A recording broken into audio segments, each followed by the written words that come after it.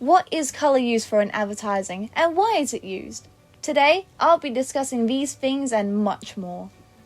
The theory of colour design, or the purpose of colour design, is to draw the eye to your product first, evoke emotion, and to communicate importance.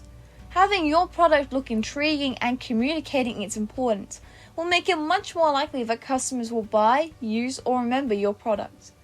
The types of colours used can better show the emotions or feelings you want associated with that product. For example, brighter colours are used for products that are fun or relaxed, while desaturated colours are perceived as serious. Before we delve too deep, there is terminology that will be vital to know for understanding how colours work. Hue is the easiest term to understand as it simply means colour. Saturation and value, on the other hand, are much more complex. Saturation is the intensity of a colour, or how pale it is.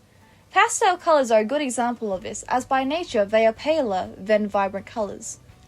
Value is how dark a colour is, and it can change the effect of a colour significantly.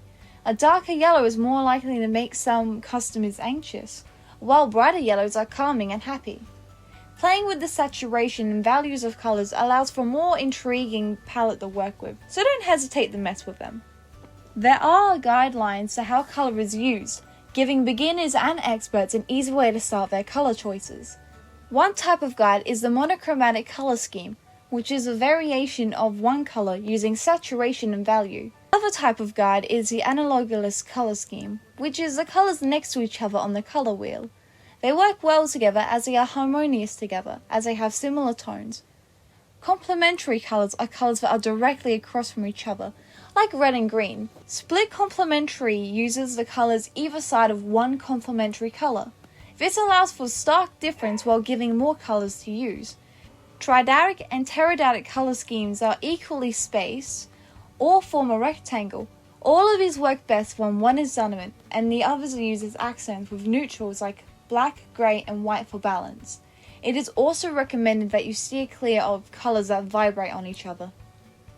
When using colour for desktop publishing print, it is important to know that colours can change from computer to print. Calibration is a method used to avoid this issue and is affected by light in the room.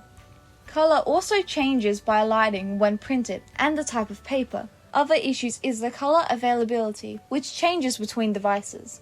The colour type to use is CMYK, or cyan, magenta, yellow and black. Different colour schemes evoke different emotions. The colour theory is the same for computer and print, which is shown below. When it comes to photos published on computers, the way colour works is the same, but it has many issues. Photos can change colour as browsers support different colour quantities. A way to avoid this is to save in an sRGB file, as it allows the image to look the way it is intended. However, it adds 3 to 4 kilobytes to the file, so it's best used when uploading few files at a time. Other file save types that do the same thing is Adobe RGB or ProPhoto, but they are not as likely to help on most browsers. Ways that colour can be used with other design elements is by having images follow your colour scheme, as it will look more harmonious and related to the subject matter. Font colours should work with the colour scheme to better show the emotions that you want associated with your product. Any icons you use should be related to the accent colours to allow for harmony and an easy read. When it comes to branding, try and use a particular shade of a colour for it, as it will be something that people will recognise and associate with your brand. Using desaturated colours in the white space of your project can help keep the space intriguing but simple. There are many social and ethical impacts of colours that need to be considered when advertising, as they affect emotions. While they do cause these emotions, they also have associations with urgency, hunger, how trusting they are, health, regeneration, optimism, anxiousness, stability, solidarity, purity, and many more. An example is the Macca's logo, which is yellow and red. Macca's is a fast food chain, so the colouring of the lead aligns with the service they provide, while yellow is used to get us to impulsively buy, which works as you pass about a store you think about entering.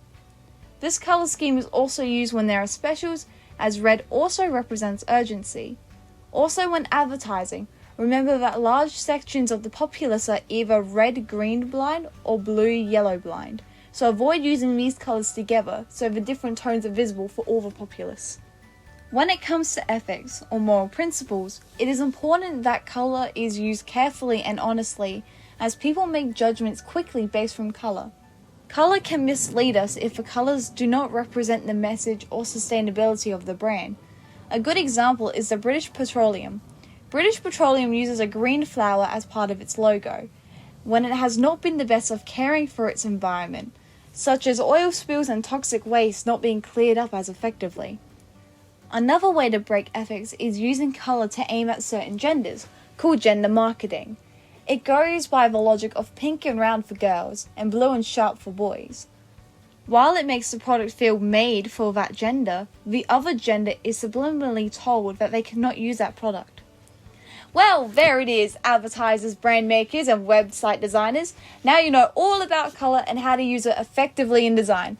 Have a nice day and stay dazzling!